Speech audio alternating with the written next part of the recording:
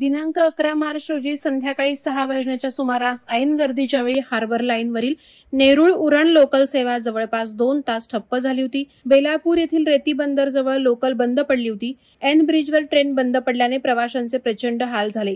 सायंकाळच्या 6 वाजल्यापासून ही लोकल रेती बंदर येथे बंद पडून उभी होती। रेल्वे ट्रॅकमध्ये काही तांत्रिक बिघाड झाल्यामुळे ही लोकल बंद असल्याचं सांगण्यात आलं। रेल्वे कर्मचाऱ्यांचे रेल्वे सेवा पूर्ववत करण्यासाठी शर्थीचे प्रयत्न सुरू होते। मात्र यावेळी कामावरून घरी निघालेल्या चाकरमान्यांसह विद्यार्थ्यांचे अतोनात हाल होताना दिसून आले। ऐन पुलावर लोकल थांबल्याने प्रवाशांची चांगलीच गैरसोय झाली।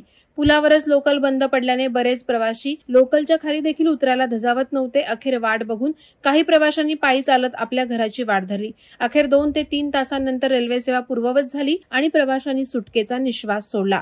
वादळवारा लाईव्हसाठी न्यूज ब्युरो, नवी मुंबई।